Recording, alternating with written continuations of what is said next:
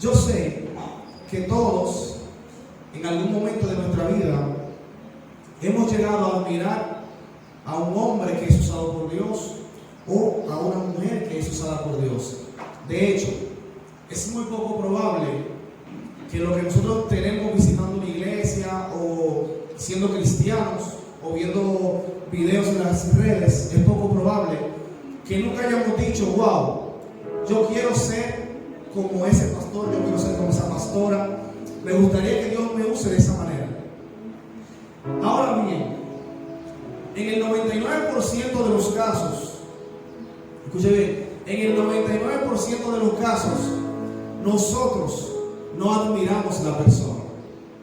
En el 99% de los casos, nosotros no admiramos la persona. Nosotros admiramos los resultados que están siendo manifestados en esa persona. Porque usted siempre va a escuchar a alguien que le dice: bueno, ¿cómo Dios usa a fulano en milagros? ¿Cómo Dios usa al pastor tal en sanidades? ¿Cómo Dios usa a ese predicador cuando le toca predicar? Pero difícilmente usted va a escuchar a alguien que le diga: wow, qué excelente persona es ese pastor, me gustaría ser así. Qué excelente, cuánta prudencia hay en ese hombre, me gustaría ser así. Cuánto orden hay en ese ministerio, me gustaría tener un ministerio así. No, ¿sabe por qué? Porque nosotros ponemos los ojos en los resultados, en los frutos, y muchas veces ignoramos el proceso para llegar a obtener esos frutos. Y creemos que fue de la noche a la mañana que ese pastor, que ese profeta, que ese evangelista llegó a esa posición que tiene, ignorando que todo buen fruto fue producto de una fase previa, de una fase de prueba, de una fase anterior a dar los resultados. Pero nosotros ponemos los ojos en lo que llama la atención, en lo que se ve. Es por eso que muchas veces nuestra admiración no es hacia la persona, sino hacia los resultados, y son dos cosas completamente diferentes. Es muy lindo cuando uno ve un predicador que Dios lo usa, que justamente hasta uno Dios le habla, o un profeta que nos da una palabra certera, nos llena de fe, nos llena de esperanza, o un adorador cuando canta que no puede recibir de lo que esa persona está impartiendo.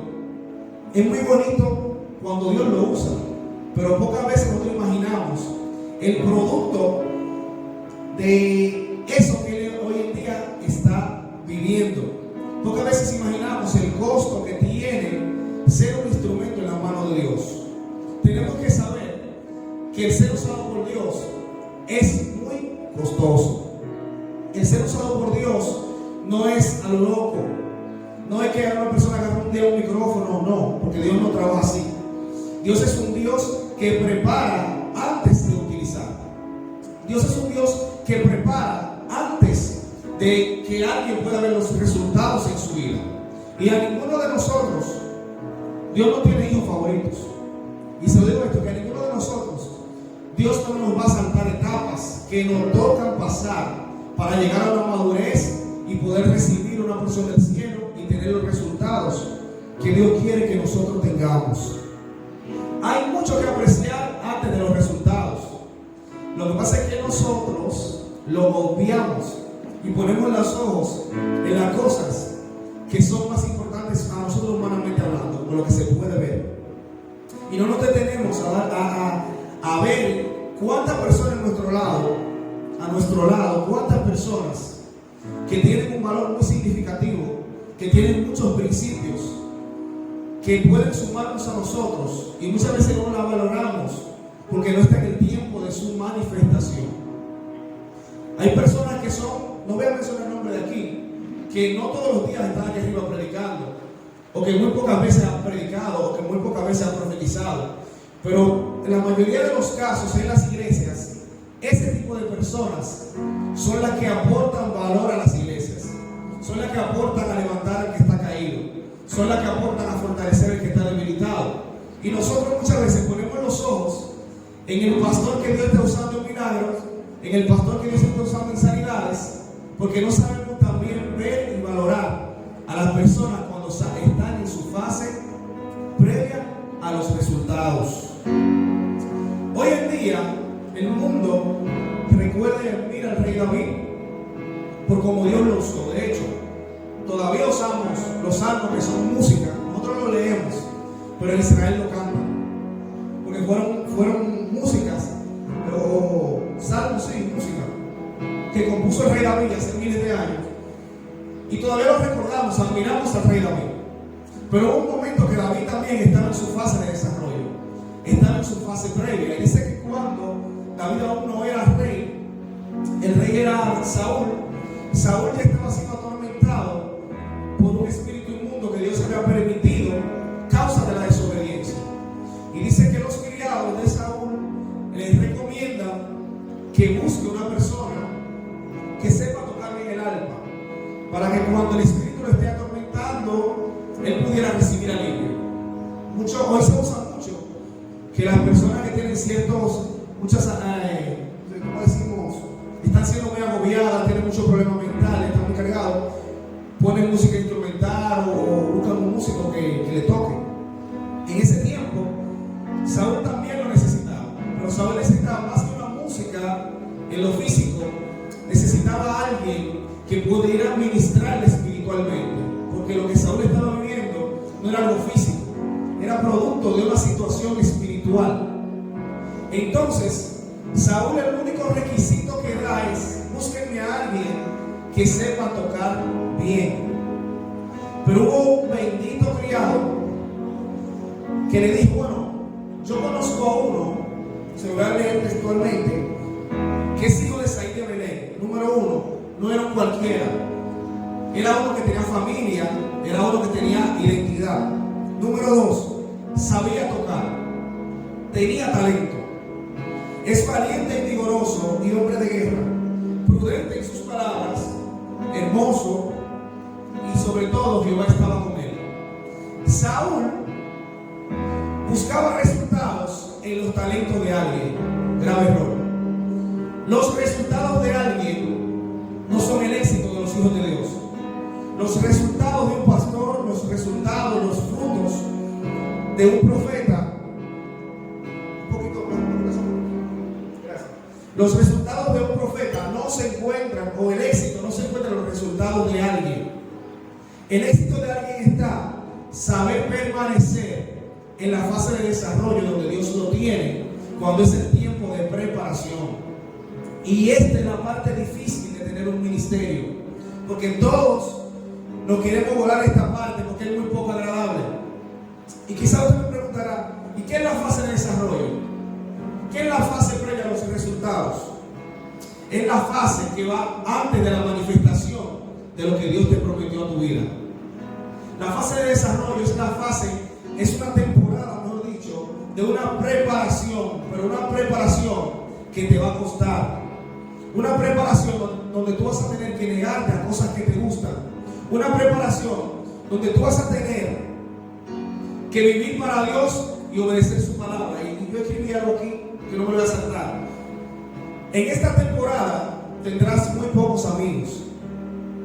Muy pocas personas se van a quedar a tu lado. No tendrás seguidores, no tendrás fanáticos, muy pocos admiradores, porque escasea quien sabe admirar a alguien, porque está viendo que está en su fase de desarrollo y está en un tiempo de preparación. Cuando las personas ya son exitosas, tienen éxito, le va bien los negocios, le va bien el ministerio, le va bien en la vida, se llenan de seguidores, se llenan de amigos, se llenan de personas que quieren estar con ellos. Pero cuando están en la fase donde no brillan, donde hablan y nadie lo escucha, donde están persiguiendo un sueño y parece que imposible, como le pasaba a David, que tenía muy pocos amigos. Y es una temporada muy difícil, donde poca gente te va a ahorrar. Ahora, ¿quién se iba a imaginar que detrás de ese muchachito que de vez en cuando tocaba un arpa, que de vez en cuando, su tarea era cuidar las ovejas de su padre, ese muchachito que paraba, como decimos aquí en buen dominicano, cuidando simples ovejitas, era quien estaba en la vista de Dios para entrar a ese palacio? Si David hubiese saltado la prueba, no hubiese un criado que estaba en la posición correcta para recomendarlo. En los currículum hay una área que dice recomendaciones. Y aquí yo voy a hacer una pausa. Si tú estuvieras en la mira de Dios, porque Dios quisiera llevarte a una posición, ¿cómo te recomendarían los que están a tu lado? ¿Qué recordarían de ti cuando tú hablas o cómo tú te comportas? Tú quieres una posición en el Estado. Tú quieres una posición en un ministerio. Se está hablando que se necesita un músico, aquí los músicos, Yomando, Jerica y todo, Samuel y... se necesita un músico en Miami porque hay un congreso. Y hay alguien que los conoce a ustedes, pero conoce más personas de otras iglesias. ¿Cuál es tu hazaña? Que esa persona va a decir, no, espérate, hay muchos que saben tocar, hay muchos que saben predicar, hay muchos cristianos, hay muchos profesionales, pero ¿cuál va a ser la hazaña que esa persona tenga que decir? Hay muchos, ¿verdad? Pero fulano de tal es valiente, es prudente, se comporta bien, es respetuoso, sabe honrar a las personas de Dios, pero sobre todo Dios está con él. Que Dios esté contigo y que tú no te salgas del proceso donde Dios te tiene es lo que va a marcar en el mañana tu éxito. Porque yo sé, como le dije al principio, todos aquí admiramos una posición en alguien, admiramos los resultados de alguien y queremos llegar ahí. Pero si nos comportamos no de acorde al proceso que estamos viviendo, entonces vamos a dañar la fase en la que estamos para poder ser catapultados a la próxima etapa. David cumplía con todos los requisitos que se le necesitaban para entrar al palacio y convertirse en el próximo rey. ¿Qué Dios te está diciendo? Consumado, iglesia, ¿qué Dios te está diciendo? Necesitamos ser esa generación que no se vuelve el proceso. Necesitamos ser esa generación que sabe permanecer y sabe valorar la temporada que está viviendo, que quizás no es muy agradable. Se vale llorar, se vale sufrir, se vale deprimirse, se vale un día no tener fuerzas, se vale un día no querer ministrar, se vale un día no tener ánimo de ir a la responsabilidad que te toca, pero no puedes abandonar la fase de desarrollo, porque fue la que Dios determinó que te iba a preparar para catapultarte. Si tú no eres una persona conformista, si tú no eres una persona que te gusta acomodarte a lo que ya has vivido, yo sé que tú eres como nosotros, que tienes aspiraciones de llegar más lejos. Si tienes un empleo, tú quieres crecer. Si tienes un ministerio, tú quieres llegar más alto. Si has experimentado gloria, tú quieres en la próxima etapa. Si has visto un enfermo sanarse, tú quieres ya ver los cánceres, cómo salen de los cuerpos. Pero se necesita gente que pueda permanecer en la fase de preparación para aquel propósito, para aquella misión que Dios tiene contigo. Nosotros los cristianos, la mayoría, nos caracterizamos por quejarnos de la etapa difícil, sin saber que esta es la misma etapa que Dios usa para quitar las cosas que no nos convienen y llevarnos al palacio. Hay un palacio, hay una posición que tiene ya tu nombre. Y cuando el Señor me daba este mensaje, Dios me hace sentir que había gente que estaba a punto de entrar ya a una posición que él tenía reservada, pero necesitaba llenarse de coraje para no dañar el tiempo de la preparación, el tiempo previo a los resultados, el tiempo previo a lo que tú tienes años o meses orando. Y sería muy triste que después de usted tener tanto tiempo anhelando una posición, orando por una posición, orando por un crecimiento, orando por una manifestación de Dios, cuando llegue el tiempo preciso, usted dañe lo que Dios estaba haciendo y esa posición se ha entregado a otra. Por ahí hay un dicho que dice que lo que Dios tiene para ti es para ti. El reinado era de Saúl. Después de Saúl, debió ser Jonatán, su hijo. David no debió estar en esos planes ahí. Pero como quizás Saúl, en ese tiempo en Israel fue que se inventaron el adagio, el dicho, que lo que Dios tiene para ti es para ti, comenzó a hacer lo que quería. Comenzó a desvalorizar la palabra de Dios. Comenzó a tener en poco el proceso que estaba viviendo, la preparación, porque el reinado no era la posición definitiva. La posición definitiva era la palabra que Ángela leyó ahorita, de que la descendencia de él se quedara en el trono de Israel. Y como él se llevó de ese adagio, de ese dicho, Dios tuvo que escoger a David, que no debió figurar ahí. Pero ¿qué pasa con David? Todo lo contrario a lo que pasó con Saúl. David sí supo valorar el proceso que estaba viviendo. No se quejó de cuidar ovejas, no se quejó de ser el menospreciado entre sus hermanos, no se quejó de ser el niño que lo ponían a hacer los mandados, no se quejó de que cuando estaba niño había sufrido quizás apartamiento porque los hermanos se creían más que él. No, permaneció creyendo que llegaría el día que lo que él admiraba, él podía llegar a alcanzarlo en el nombre de Jesús, en el nombre de Dios. Permaneció creyendo que si él valoraba lo poco que Dios había puesto en sus manos, entonces él iba a calificar para administrar lo mucho que Dios tenía para él. Permaneció creyendo que si él valoraba la posición de pastorcito, llegaría el día en que así como Dios le abrió la puerta para pastorear simples ovejitas, Dios le abrirá la puerta de un gran palacio. Tú y yo debemos permanecer creyendo que Dios tiene algo mejor para nosotros. Amén. Pero la actitud que tomemos es lo que nos va a hacer a nosotros recibir resultados buenos o malos resultados. Resultados buenos recibió David, resultados malos recibió Saúl. Y Dios tiene cosas muy grandes para la iglesia consumadores. Yo quiero que usted se ponga de pie porque tengo una palabra y la escribí y se la voy a leer textualmente. Gracias a Dios.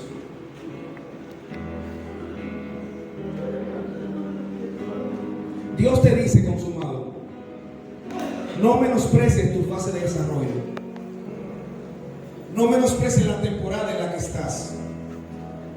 Esta temporada en la que te está preparando para llevarte a la posición que un día miraste con admiración. Alguien ya vio lo que tú haces para Dios. A alguien Dios puso a ver tu comportamiento, tus principios, tus virtudes, tu bondad, tu humildad, tu servicio y tu entrega. Hay alguien, sin tú saberlo, que está dando referencia de tu persona. Están buscando a alguien que sabe hacer lo mismo que tú, y hay muchos que lo hacen mejor, pero tú llenas los demás requisitos y sobre todo Dios está contigo. Por eso tú eres que entrará por esa puerta que he abierto, te dice el Señor. Te llevo al lado de los grandes y de los reyes. Has cruzado la fase de desarrollo y hoy hay mucha gente aquí que va a entrar en su nueva temporada. Amén, gloria a Dios. Hoy tienes que prepararte para entrar a lo nuevo de Dios contigo. Dios es un Dios que a sus hijos no los frisa en un lugar, no los frisa en un territorio, no los frisa en una posición. En Dios siempre hay más para nosotros. Dios no tiene límites. Lo que se limita es nuestra mente. Lo que se limita son nuestros recursos. Pero al Dios que nosotros le servimos siempre tiene algo mejor, más grande, más bueno para tu vida. Dios siempre tiene algo mejor para tu vida. Solo debemos de creer que lo que estamos viviendo ahora es lo previo a lo que Él nos quiere entregar. Si tú quieres ver buenos resultados en tu vida, en cualquier área, valora lo que estás viviendo ahora. Que es difícil, sí, pero sobreponte a los malos pensamientos que te llegan. Sobreponte a querer tirar la toalla y rendirte. Sobreponte a cuando tú cobras el sueldo, que tú ves que es tan poco que a veces no te da, Sobreponte y trata de bien administrarte. Porque si lo haces bien con eso, tú vas a calificar para lo próximo. Quizá a veces nosotros no nos damos cuenta, pero siempre hay alguien mirando, que Dios pone allí, mirando cómo lo estamos haciendo. Y yo sé que en el momento, así como el Señor me da esa palabra, que esté la oportunidad, esa persona va a hablar por ti. Esa persona va a decir: yo conozco a fulano, que es un muchacho bueno, un muchacho sano, cristiano. Es un muchacho que le gusta trabajar, le gusta hacer lo correcto. Se mantiene por integridad, se mantiene humilde, no se dobla. Y si Dios lo hizo con David, yo dije ahorita, Dios no tiene hijos favoritos. Si Dios lo hizo con David, yo sé que contigo también Dios lo hará. Que Dios te bendiga, iglesia.